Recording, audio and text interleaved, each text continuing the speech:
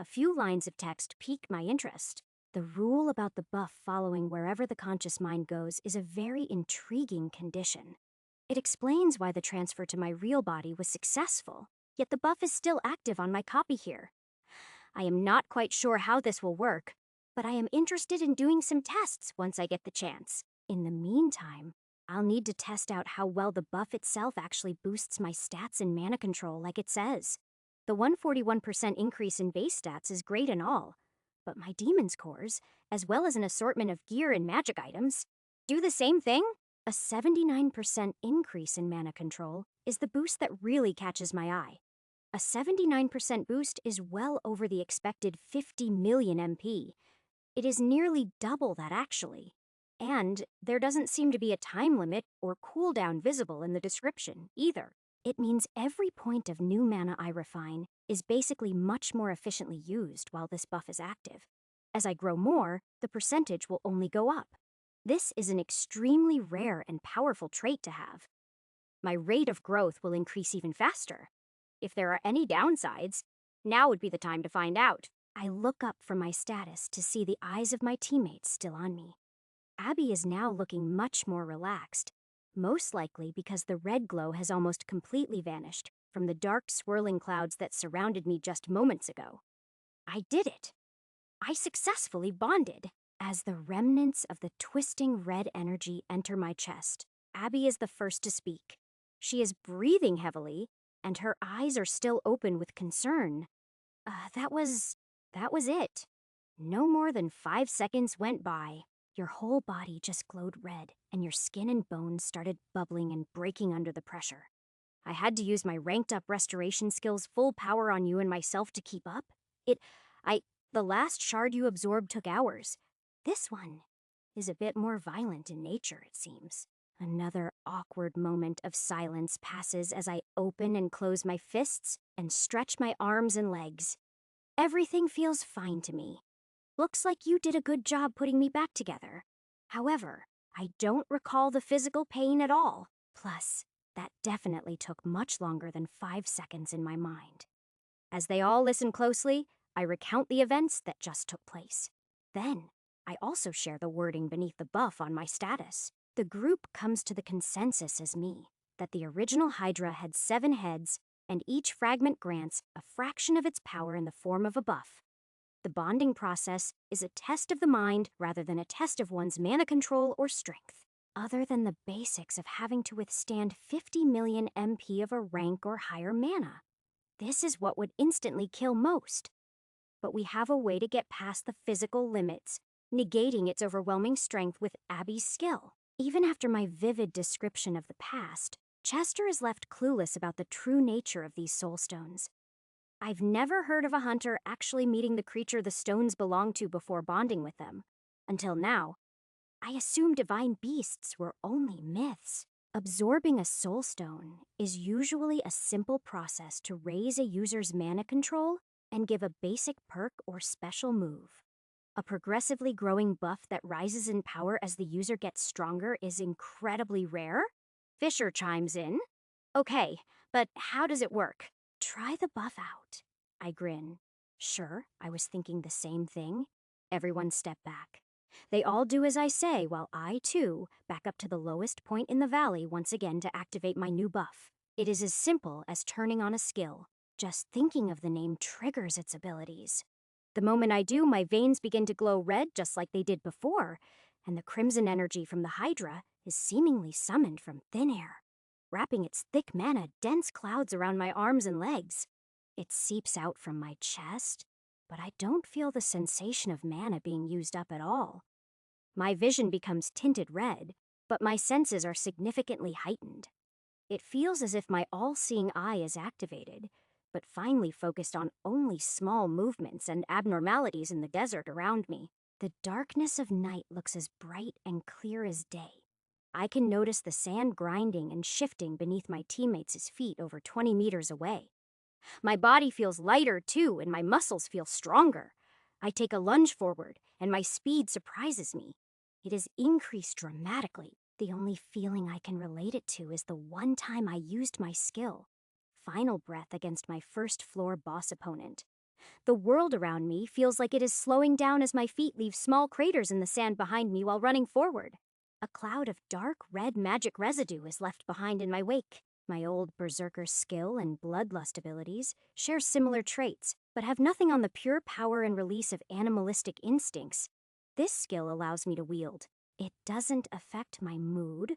Despite rage being in the buff's name, I am as calm as can be. I come to a halt after zipping forward tens of meters in the desert in the blink of an eye, then activate my mana manipulation skill to attempt to create my normal shielding effect. Bright pink mana is summoned from my skill bar, draining my MP like usual, but it is tinted dark red as the buff boosts its overall control. The loud buzz of my shielding can be heard from a distance, and I am confident it is much denser and more resilient than anything I've ever faced or created myself. Nothing is getting through this.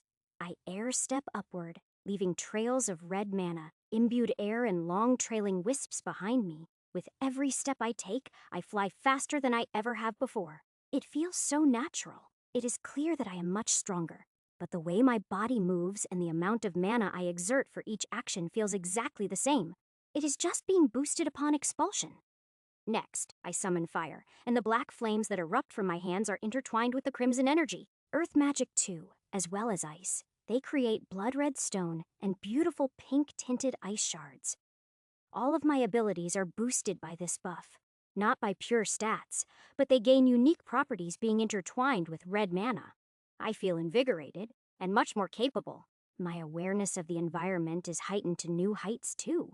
Considering all of this, I won't know for sure how impressive these buffs really are until I fight something to push them to the limits. Deep in thought with a growing smile across my face, I turn back and air step into the small valley to meet my teammates and report the good news.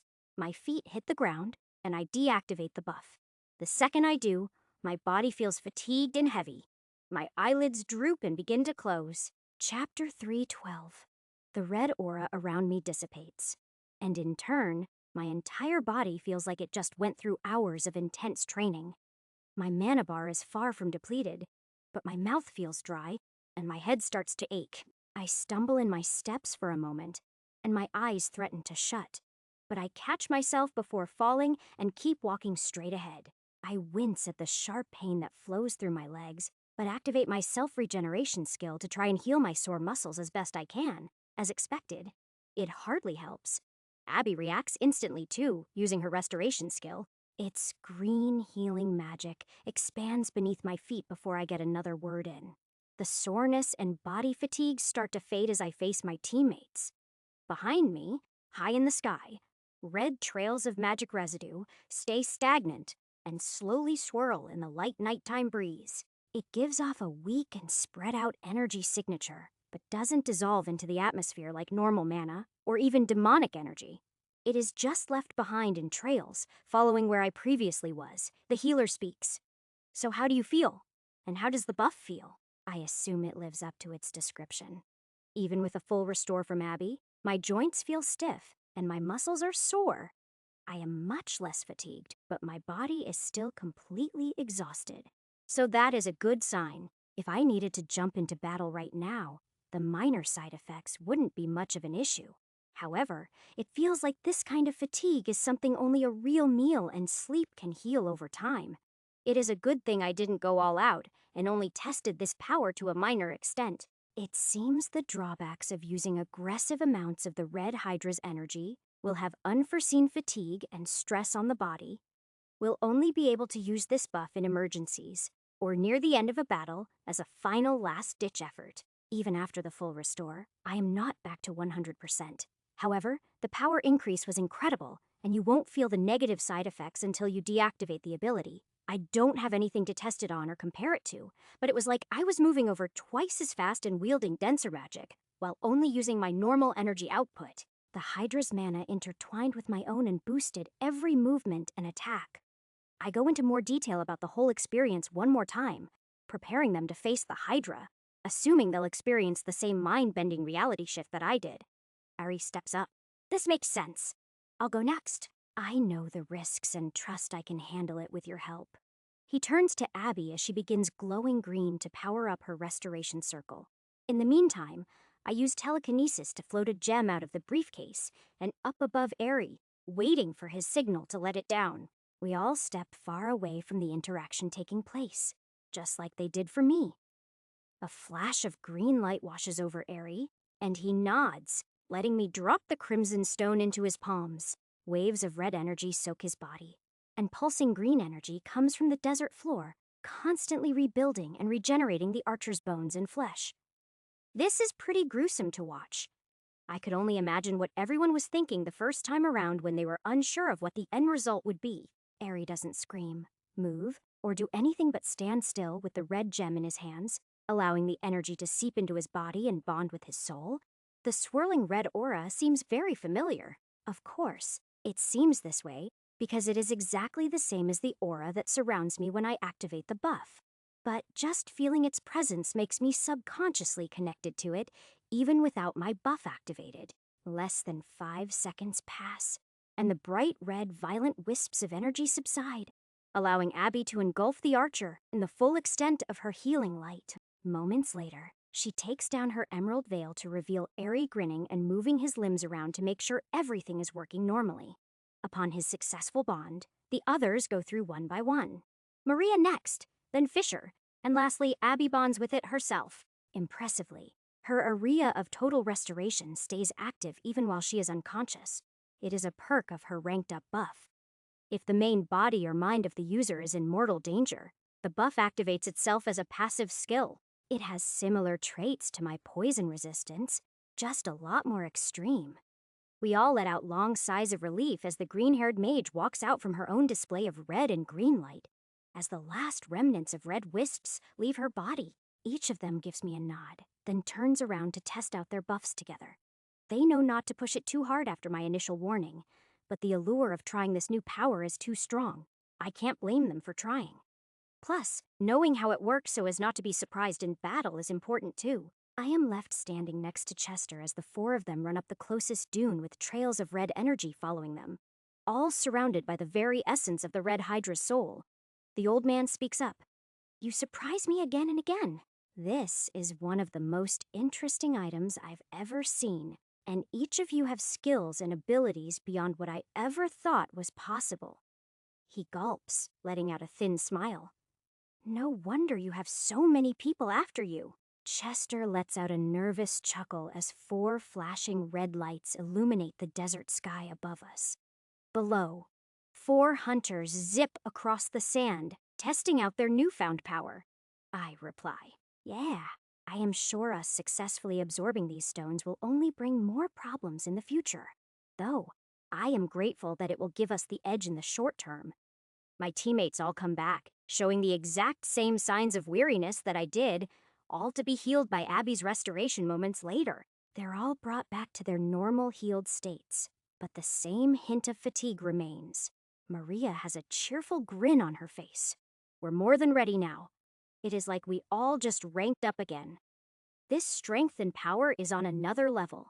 I smile back as the others agree with her, and close the case with 2 gems remaining before tossing it into my item storage.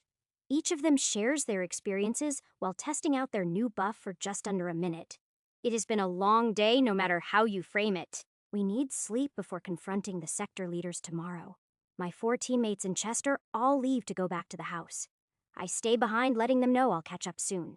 The streaks of red energy left behind in the desert are very interesting. No amount of flames, MP absorption, or wind magic can get them fully out of sight. They only fade and spread out like toxic waste, unable to be destroyed or dissipated entirely, clogging up the air. After a few minutes of attempting to clear the residue, I shrug and move on to greater matters. No one ventures out into the desert this far, and will be leaving the city tomorrow anyway. It should dissolve or be blown away by the winds given enough time. There is one last preparation that needs to be taken care of. I silently airstep back to the abyss.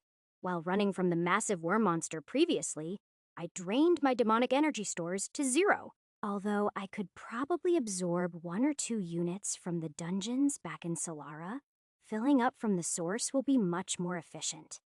I won't venture into the abyss,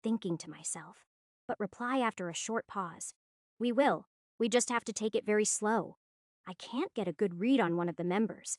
I'll have to separate him from the others and handle him myself. You all will take on the man who took Lydia, the Sector 4 leader. Got it? Aerie replies. Sure. If it is just brute strength and high mana control he is wielding, we can handle him no problem. Abby and Maria nod as Fisher's eyes flare blue. I let out more waves of mana, imbued perception waves, to use my all-seeing eye and make a mental picture of the room our enemies are in. Usually, this would be impossible if not inside a dungeon, but with the high-density mana radiation coming off of the device upstairs, it is easy to see how the mana flows in and out of all the nooks and crannies. It is a long distance away, but I have a good enough image to draw the structure in the sand for everyone to see. There are 2 main floors to the observatory, not including the basement. I point to a 2D ring shaped drawing on the sandy floor. There are 3 XS marked in its center. This is the bottom floor. It is a large circular hallway that wraps around the entire building. There is a main living area in its center, a small circular room at the core of the base. This is where the 2 enemies are keeping the captive, and also happens to be the only entrance that leads down to the basement. I am unable to fully see what its contents are. Abby's eyebrows scrunch up like she wants to ask why, but does not want to interrupt, so I continue, giving her a quick explanation. It seems the basement is lined with that same black shielding that we were trapped in previously at the dungeon hub in Solara. I am unable to sense how deep it is or what is inside. Next, I point to a circle right next to my first drawing. This is the top floor. It is a circular room with high ceilings. I peek my head over the dune's edge to point at the white structure being lit up by the morning sun. This is the top of the dome. There are many high-density mana items and unstable high-powered equipment being used to power a device on this floor. Keeping the fighting far away from these items would be wise. A moment of silence passes before I carry on. Right now, all 3 people are in the holding room at the core of the base, Abby replies. So you'll lead the oddball out while we confront the Sector 4 leader together. I nod slowly. Yes, but first, we'll need to gather a little more information. It is never a good idea to go in blind when we don't have to. We know they're here, but they don't know we are. They're expecting number 2 to show up with the prisoners in hand. Ari smirks, catching on, so we don't want to keep them waiting. Exactly.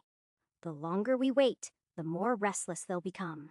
I use my hush skill in a large radius, and the 5 of us begin sneaking toward the observatory mountain's base. The 2 leaders I am keeping an eye on aren't moving at all. They just stand in the center room of the fortress, waiting for us to arrive, possibly conducting an interrogation. Once we dip down through the village and carefully make our way up the side of the cliff, the entrance to the observatory comes into view. I speak out loud with the hush barrier still active. Only my teammates can hear me. The main room is just through the front door, and halfway down either side of the curled circular hallway, there are entrance points on both sides. You can't miss it. I bring my hush barrier down and switch to speaking through my telepathy skill. Once the coast is clear, I'll give you the word. Be ready for anything. I activate stealth and jump high into the air, lightly air-stepping up to the roof area where the sonar device sticks out of the open dome. Muffled voices can be heard from below me, with the mana-powered device buzzing in my ears, grasping the faint sounds of a hidden conversation 1 floor below and through multiple walls proves challenging, even for my enhanced senses.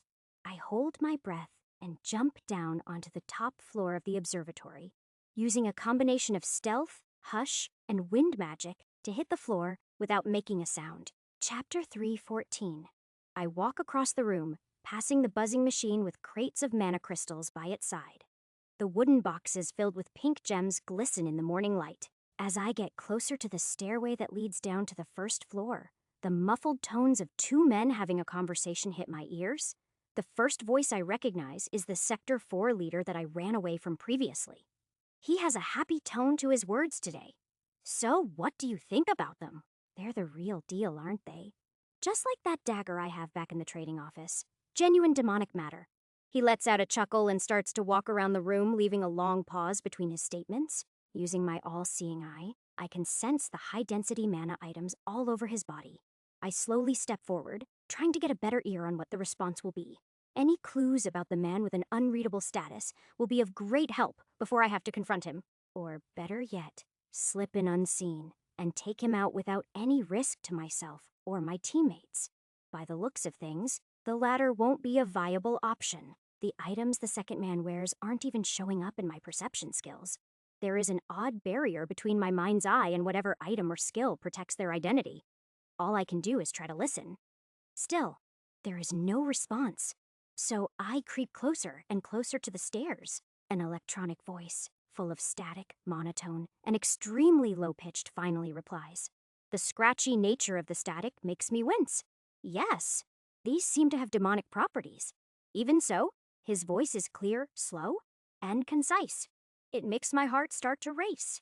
This is the furthest thing from what I expected to hear from the room down below. There is a long pause before the slow and calculated robotic words escape this person's lips again. But they're impure replications, intertwined with demonic energy from a mana-born demon, not from the abyss. The voice stops as the sonar beam behind me sends out another pulse deep into the darkness below the cliff. Then, the Sector 4 Director Street arts to speak again. Well, yes, these were the stones found on this team member from the Vice Region's elite team. The attack on the city of Solara commissioned to take out the labyrinth, along with many of the higher-ranking dungeons nearby. They're a fairly good team. Once my number 2 comes back, I'd like to see if I can whip any of them into shape to work for me. Ha! The monotone voice cuts him off. Enough chit-chat. I don't care about your plans. Do what you want with them when I leave. You are telling me this woman cleared the final floor? There is a pause. I swallow saliva and listen intently. My heart is racing, and I stay completely still, not wanting to miss a word that comes out of their mouths. There is still no information on this mystery man. The Sector 4 leader replies, with a bit of nerves to his voice now. No. Apparently a younger man cleared the final floor. He didn't have any items of value on him, so we threw him in the mana, negating cuffs, and let number 5 take care of him. You'll get to meet him soon, too. But this one here has the stones you are always looking for to aid in your creations, so I assumed you'd like to see her first. The air falls silent again. Yes. Good. Good. I wouldn't have made the trip from Sector 2 if there wasn't something worth my while. Silence fills the entire observatory once again before the sonar breaks the awkward lull. Meanwhile, a few thoughts start racing through my mind.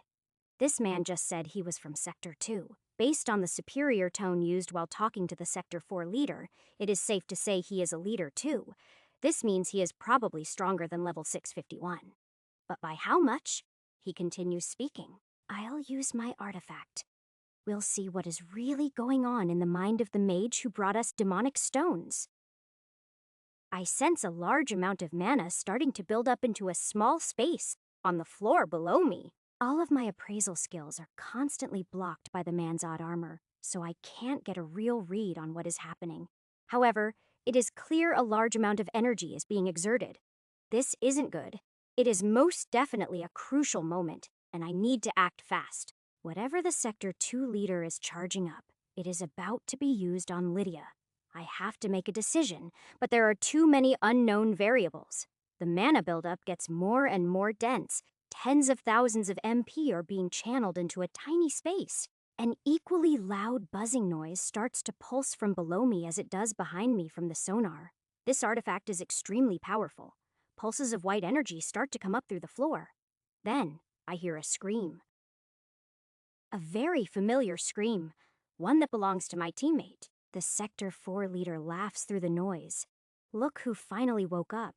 You sure do have bad luck with timing.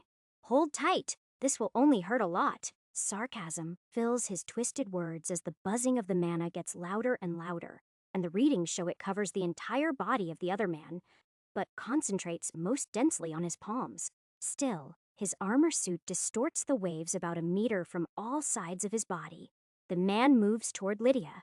So, I make a decision to stop it. I make my move. I let out a deadly wave of intimidation from above, rippling through the metal walls of the observatory, focusing right at the Sector 2 leader with all my might. It is not so much an attack, it is more of a distraction.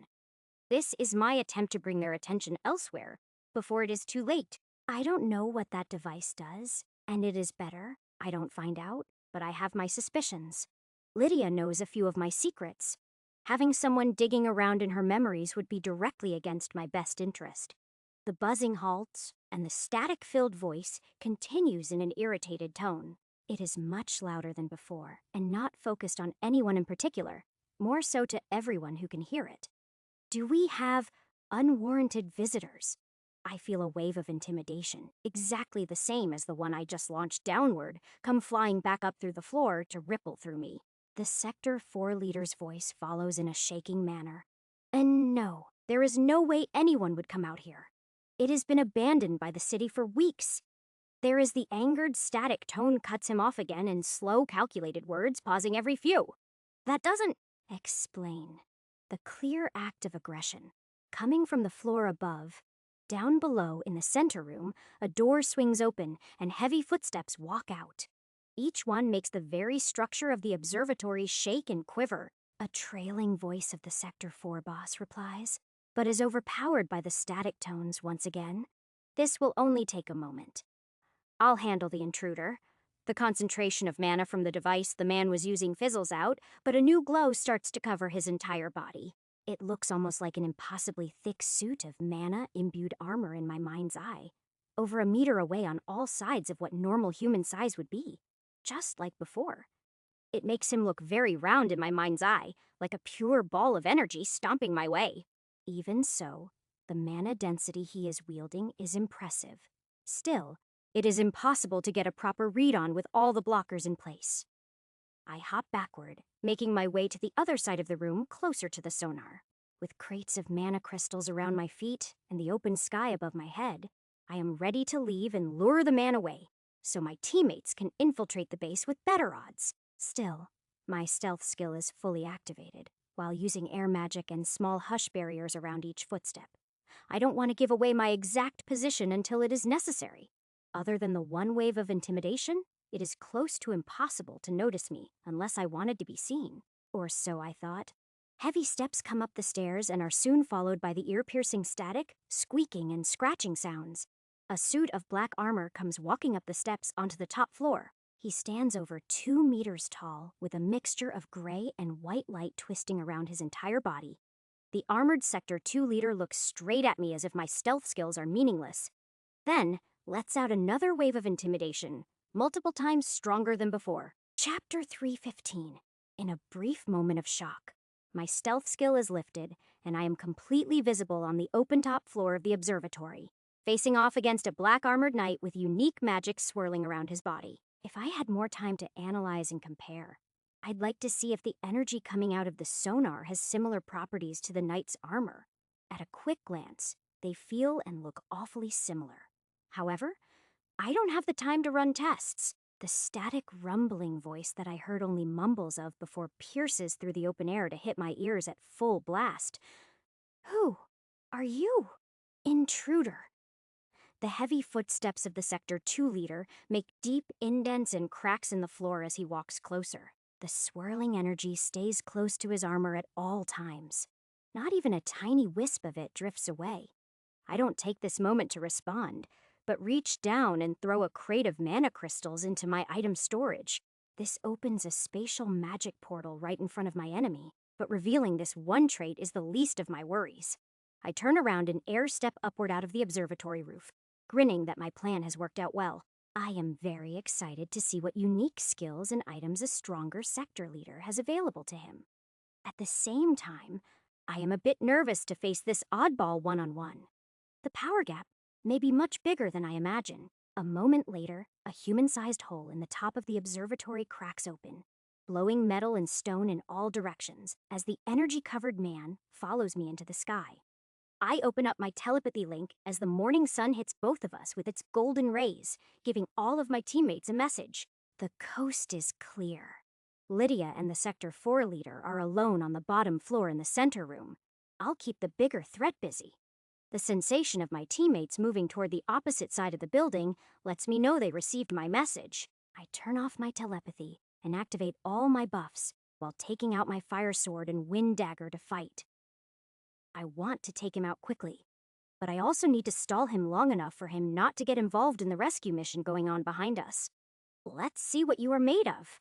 With the golden red streaks of my buffs coming off my body and the black flames starting to dance on my blade, I air-step down toward the abandoned town at full speed.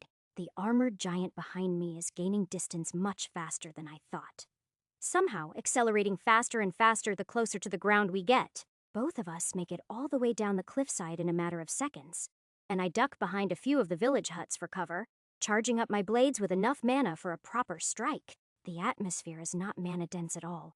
I can get a few strikes off, but my plunderer skill can only take in as much energy as my surroundings have to offer. There are small traces of mana in the air, but not nearly enough to charge my blades up to full multiple times in the heat of battle. This is the reason I grabbed a crate of crystals on my way out. It should be enough to keep me going as long as I use them conservatively. While going over my possibilities, a loud crack sounds, making the flat sandy ground of the town shake, making me grip both my blades tighter. The static-filled voice of the man ripples through the air, making himself known. Who are you? Association, Black Ops, or a private mercenary? I grit my teeth and dart behind a different abandoned hut as the armored man comes closer, his gray and white twisting energy making the air crackle and let off high-frequency squeaks and static sounds. I can feel the man's footsteps approach, so I jump out from hiding and release a wind and fire blade directly at his torso. These attacks are strong enough to make any ranked-up floor boss evaporate before they even know what hit them. To my surprise, the man doesn't even attempt to move. The black and white mana blades hit him straight on. The sounds and eerie feeling of static grow as both blades of energy sink into the ball of energy surrounding the man. They completely disappear before my eyes. It doesn't make any sense. Even the mana readings from the two blades disappear behind a veil of distorted energy, just like my intimidation wave, and just like the status of the man behind the black metal suit. He turns my way, then a blade of fire and a blade of wind, exactly like my own, come flying out of the man's aura. I jump high into the sky using air steps to dodge, but the lines of houses left behind in my wake are all sliced clean in two, erupting into black flames after the fact. He copied my skills, or so it seems. The ear-piercing voice rings out through the now flaming town. A dual-element wielder, rare one, aren't you? My guess is Black Ops. He releases more waves of fire and wind up in the air straight toward me. They seem brighter, denser, and more amplified than before, almost like he is mirroring my attack but imbuing more energy into it, making it his own. In response, I throw up a pink barrier of mana, using my manipulation skill burning through hundreds of MP to block the incoming strikes. The overwhelming buzz of mana on mana fills the air and explodes on impact, throwing me back down to the desert floors, uninjured, but a bit frazzled at the events that just took place before my eyes. He keeps taunting me while slowly making his way over to the untouched section of the village where I fell. Whoever you are, whoever sent you, it does not matter. I'll be killing you and leaving shortly anyway. I let out a barrage of attacks, bringing my MP down to 0, but letting a few of the mana crystals fall out of my spatial magic dimension to touch my skin and be absorbed to force out more. I zip around the town quickly and quietly at my top speed as the Sector 2 boss runs through buildings, without a care in the world. I am much more agile than my adversary, but in pure speed and resilience, he has got me beat no matter how it is looked at. Every attack I throw at him is absorbed into the suit of armor that is surrounded by the gray glow. He doesn't even carry a weapon. The person just absorbs every one of my attacks and throws that back at me with ease. After over a full minute of playing cat and mouse, the entire village goes up in flames. My breathing starts to get very heavy from narrowly avoiding my own attacks being thrown back at me. I whisper under my breath. It has to have a weakness. Right now, the Sector 2 leader seems to just be playing around with me as its prey. He is making small talk and only using my own attacks against me. It seems his defenses can absorb any mana-imbued strike I throw at him. elemental aspect or not. It doesn't matter the skill. He can absorb it and throw it back at the same or even higher intensity. Nothing I've managed to attack with has even scratched the surface of these mysterious defenses. My battle plan needs to change. I should use his overconfidence to my advantage and strike, while he is still mocking me with a lowered guard. The powers I've made known to him are only a fraction of what I am capable of. However, more tests need to be conducted before I can go all out or put myself in real harm's way. Sitting back against a building split in two, covered in my own black flames, I put away both my mana, imbued weapons, and pull out the glossy black blade. I whisper under my breath in an inaudible tone, "We'll see how well that armor of yours defends against demonic energy." Chapter 316. I hold the glossy black blade tight in my grip. My demonic blade, or better known as the Midnight Dagger, doesn't have the same properties as my elemental attacks. So, in switching energy sources, the safety of my long-range strikes will have to be sacrificed in order to test out my next move. This is one of my two trump cards, the other being the Red Hydra's buff. But I want to save that for when I am sure I can take this man out.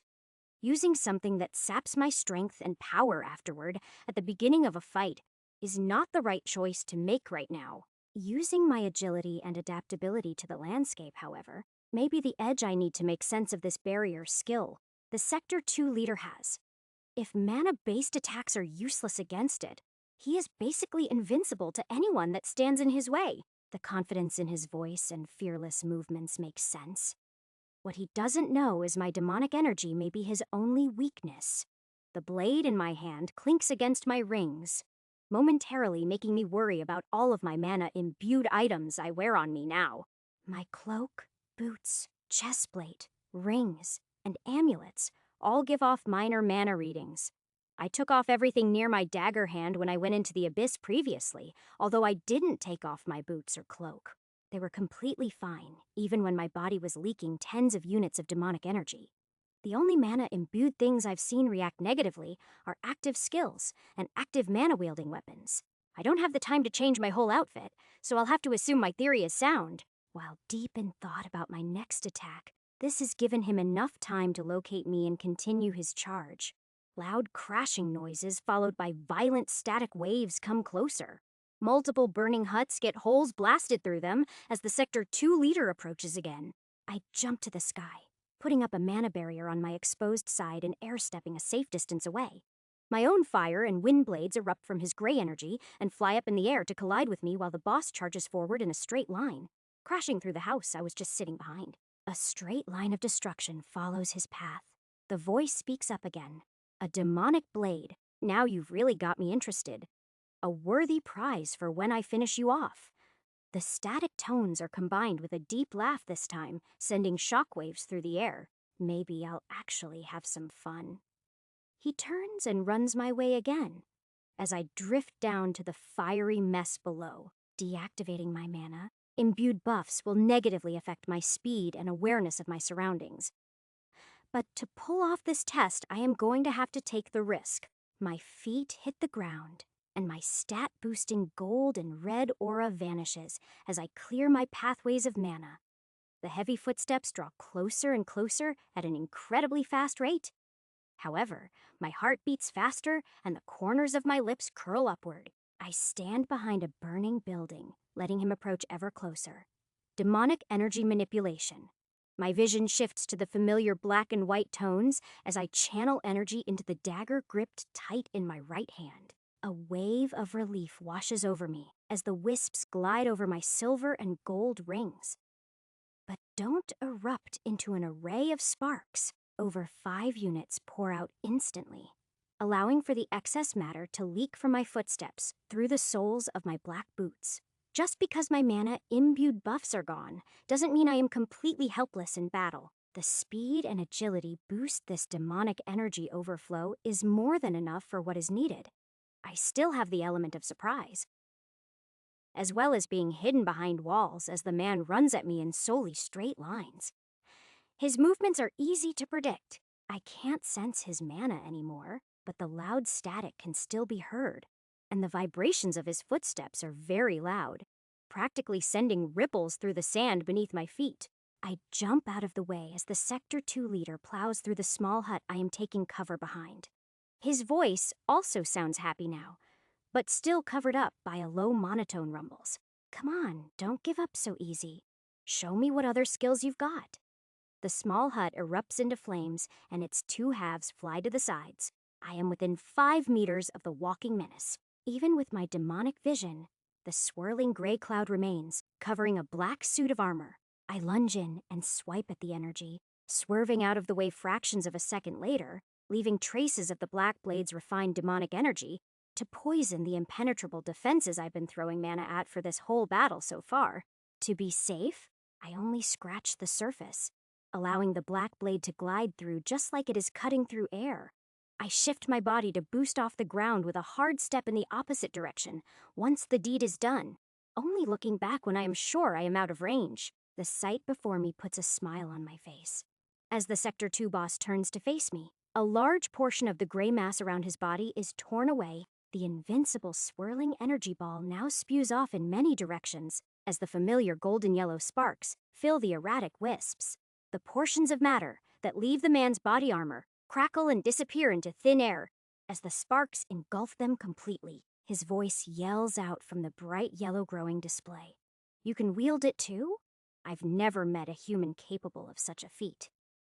The sparks grow more and more, but this doesn't stop me from running further away. This battle may basically already be won, but there is no point in dragging myself down with him if I don't have to. The irreversible reaction will destroy him. But if he gets a hold of me beforehand, I could very well be a goner too. Boy, I still have to kill you, but I would like to at least know your name. The cool and calculated tone of the man facing certain doom echoes behind me, without an ounce of fear. Demonic energy still leaks from the bottoms of my feet as I dash away. But as I glance back, the sight behind me wipes the smile right off my face. Although the gray wisps are in fact disappearing as they're eaten up by the sparks, that is all that is affected. The aura of energy around the sector leader crackles away into nothingness, but the black suit of armor remains. It is eerily similar to the demonic guardians I faced on the 25th floor of the Solarian Labyrinth right before the boss room. Before I can even gulp, his robotic tone rings out again while the final spark sizzles out. It is time to get serious. White and gray wisps erupt from his armor once again, and he pulls a long black sword out from seemingly nowhere. In the blink of an eye, he runs toward me now with nearly twice the speed and much lighter, carefully placed steps. The static crackles get louder and louder before the armored sector leader is less than 10 meters away. I grit my teeth and attempt to lunge to the side, but he glides into my path with ease. With this movement, speed, and precision, he was clearly in control the whole time. He was merely playing around. The black blade slices right through my stomach before I even get a chance to defend. Chapter 317. As fast as the blade enters my stomach, it leaves in the same manner, making me cough up blood and my vision go blurry while the outline of an armored man slowly steps away from me, pulling out his sword. In the same moment, a tingling sensation starts to make waves over my body, all coming from the stab wound source. My arms and legs grow slower, while my senses also start to dull. Static fills my ears and white and gray wisps of energy completely cover my vision momentarily before I land on the solid ground, letting the dagger fall from my hand. It is still covered in black and purple wisps, but grabbing my weapon is the least of my worries. Blood pours from my midsection, and even worse, the man turns to face me from about 10 meters back. He towers over me and speaks again. This battle was one-sided from the start, but you still interest me. I'll give you one last chance to give me your name. I'll remember it every time I use that blade. His armored gaze turns to the dagger on the ground as I continue to cough up blood. My body is starting to freeze up. As much as I want to stand to my feet, it feels as if my arms and legs have become paralyzed, and I can't move a muscle. If this was any normal blade, I would have been right back in battle even with a mortal wound like the one I received. There must have been some kind of poison on that long sword he uses. I begin to push out the remaining demonic energy overflow from my pathways and deactivate my manipulation skill. I don't bother to answer his final offer to give my name. because I don't plan on losing this battle. Although he has overpowered me in this small clash so far, the test I managed to pull off has given me an idea of the nature of his defensive power. The aura that surrounds him is a feature of this suit. It is not limitless, but the only time I'll be able to break through it is when my speed and agility are severely lowered. So far, all mana-based attacks have been useless, and that is the only time I am able to access all my buffs. Using demonic energy while my buffs are active, or there is competing mana in my pathways, can only end poorly.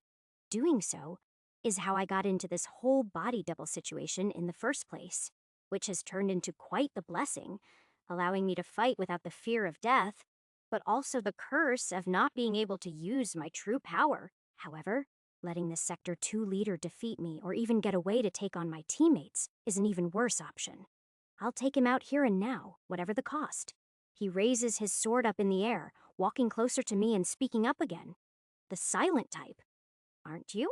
Well, before his long sword swings down, the passive poison resistance skill begins to clear the toxins from my bloodstream. I wait for the last moment to activate my stat-boosting buffs once more and dart out of the way, then zip into the air using wind magic. He follows in an instant, cracking the ground and releasing a burst of static and white energy beneath his feet. A shock wave of energy ripples through the town, and the remnants of demonic energy on my dagger that still rests on the sand below goes up in an eruption of sparks, but leaves the solid black core of the blade perfectly intact. Retrieving my weapon is the least of my worries right now. The more important thing is getting high enough into the air and changing my direction erratically to lose the armored man on my tail. Every fraction of a second that passes, I lose a few meters of ground. Every turn I make, he follows with incredible precision. The speed and accuracy of the Sector 2 leader's movements are on a whole different level than when he faced me in the town earlier. I have nowhere to go, especially up here in the sky. I assumed my air magic would give me the advantage, but my opponent uses a similar technique, stepping off of clouds from the gray mist that dissipate the moment his feet leave them. There is no point in taking out my mana. Imbued blades. They'll just give him more energy to hurl back at me. Still, I pull my flame-imbued sword from my item storage to prepare for the worst. Using demonic energy seems to be out of the picture too. In the air would just leave me stranded like a sitting duck. Even with the capabilities it has of breaking through the first layer of defenses, he'll surely release a much more powerful strike than before. Now that he has seen me get up so easily from what should have been a fatal injury, there is only one logical option I have left to try. Red Hydra's Rage. The sun fully rises above the horizon, casting its light upon the observatory, the burning town below, and the two of us soaring high into the sky above it all. Red wisps of energy materialize around my arms and legs. Then more dark crimson light surges from my chest. In a moment, the battle scene around me feels very different. The charging suit of armor air stepping up my way seems much slower, and the flickering black flames on the town below crackle as each individual particle of sand tens of meters away shifts and churns, from falling planks of charred wood and burnt brick hit the desert floor. Closer to me, I get an actual close-up look at the man trying to kill me. The fluid-flowing motion of the energy around him has intricate layers of mana shielding. Wrapped around each other so finely packed, I still miss some even with my all-seeing eye now being boosted by the Red Hydra's aura. I take a deep breath in, and the air that fills my lungs invigorates me to charge my sword with mana. Pure pink and white energy courses through my veins, but the red aura around my arms combines with it as the two seep into my blade. It glows red hot, imbued with magic ready to strike. I stop my upward trajectory and release an attack down on my enemy before zipping across the sky. My speed and awareness have more than doubled, and in the blink of an eye, the upper hand in this battle has shifted too. A muffled static yell of surprise rings out as my black flaming mana blade, shrouded in a crimson aura, collides with the gray protective energy barrier. The wisps of energy and light react differently to the red aura on impact, slicing through the shielding rather than just being engulfed. A loud metallic clang rings out even as I air step away. Red Arua erupts from both sides, flowing out of the protective barrier, unable to be absorbed. I curve around the man's opposite side to let out another charged attack of mana and Hydra's aura. This is more of a distraction for me to gather enough time to make a plan to use demonic energy against him. But the results of this distraction seem to be of much greater power than expected. Metallic clangs that sound like mana on mana echo in my ears as the black and red blades of energy I've thrown make contact with the lower layer of the black armor the Sector 2 leader wears. Seconds later, a black blade of flames comes erupting out. I easily dodge and send in a few more from various angles. It happens again. The clangs of my blade hitting his armor sound. The red aura flowing out unaffected by the odd gray energy. And then finally, that static-filled voice yells at me again. A soul bond, too, and a powerful one at that. This must have been from at least a level 1000 beast to actually hit me. His tone is still unwavering, rippling through the air with confidence, as he knows the attacks I am throwing are severely weakened even if they make their way through his defenses. Still, I zip around the air, leaving crimson trails of energy behind me while swinging my sword almost a dozen more times and dodging the attacks that come flying back. The clangs of my upgraded and imbued blade ring out over and over again as they hit the armor, and some attacks are even countered with his sword. However, even though the red streaks make their way through, the damage is negligible. The more you use that power of yours, the worse the after effects will be. No one has come up with attacks capable of breaking through my creation's defenses in years, and you've managed it twice.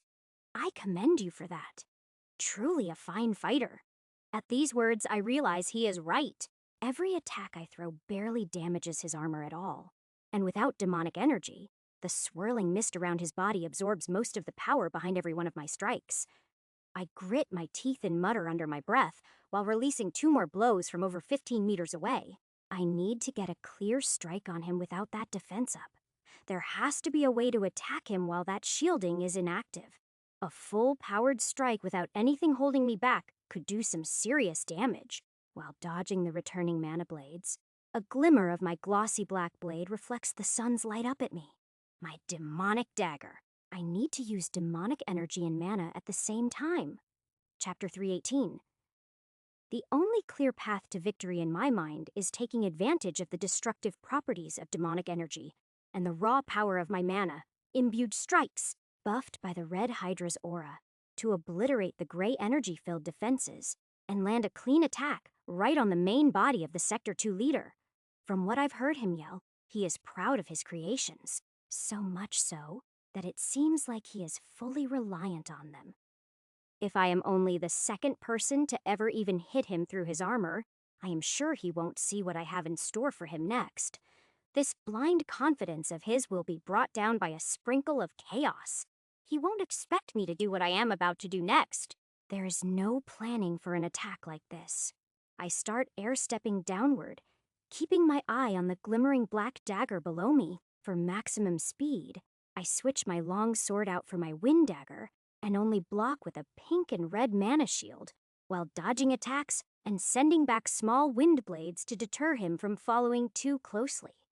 The man yells out as I zip down past him, giving up the high ground so easily. You've made your final mistake. He laughs as more of my mimicked wind strikes rain down on me from above.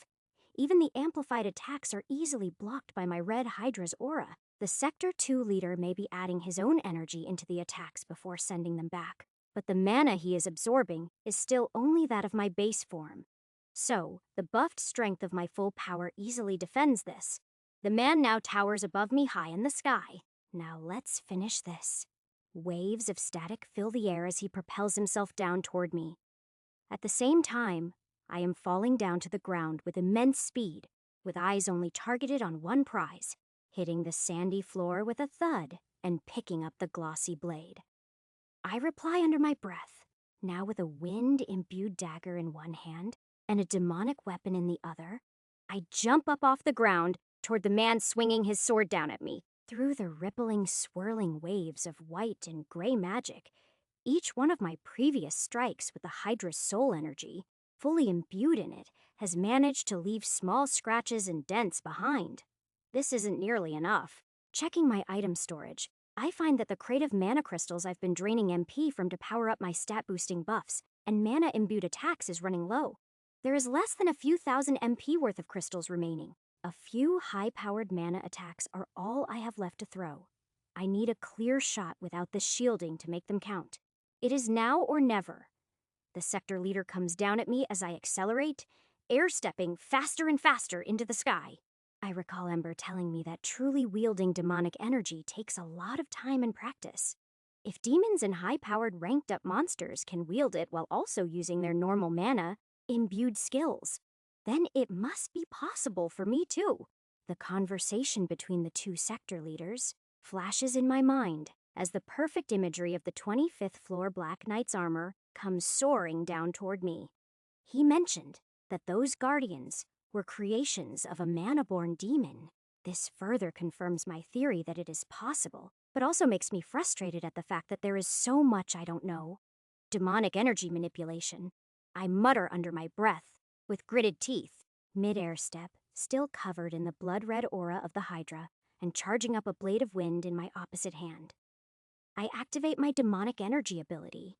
It instinctually feels right, but the sensation that follows is far from pleasant. My vision shifts to black and white but flickers back to color in an instant. A sharp pain moves through my body, and the skill is deactivated before I can even summon any refined energy from my core. Demonic energy manipulation. I repeat the words, still air-stepping up to my attacker, closing in and relying on my final trump card to work. My vision flickers to black and white again, this time for a moment longer. I know what I am about to do will most likely lead to my own demise. But this being a copy of my true form and considering the risks that allowing this man to fight my teammates poses, it will be worth it. The cool sensation of refined demonic energy gushes out from my core and starts to move down my left arm, solely headed toward the black blade in its grip. I push out a full 5 units, saturating the blade before the sharp pain cuts my vision back to full color. The Sector 2 leader is nearly within striking range, and things are moving far too fast for me to second-guess any of my actions. I swipe the black dagger across my body, following the movement with my Windblade wrapped in mana and the Red Hydra soul energy. The moment I release the two, I watch sparks fly and immediately dive away to avoid the reaction that takes place.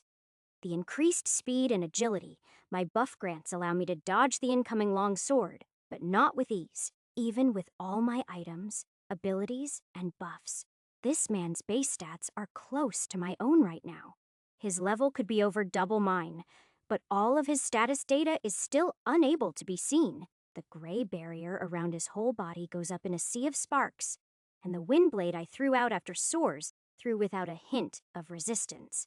To my surprise, the white wind imbued mana within my attacks goes up in sparks too, but the red aura around it flies through unharmed. A loud metallic crunch is heard, and through the violent golden display of sparks, fragments of black armor fly into the sky too. The frustrated static yell of the man calls out, this time sounding less robotic and a bit more human than it did before. The armored sector leader falls to the floor as I take the higher position, but turn to make another attack. There is no time to waste. A pair of frightened eyes peer at me from a cloud of sparks, red aura, and disappearing white and gray energy. The full right side of his black armor has been cracked and sliced through, and part of the man's helmet is broken too. As the sparks start to vanish, the man's eyes turn more stern, and the fragments of black armor start to grow back piece by piece. The red aura is being left behind as we both fall toward the floor. I mutter to myself, that wasn't good enough. I need to.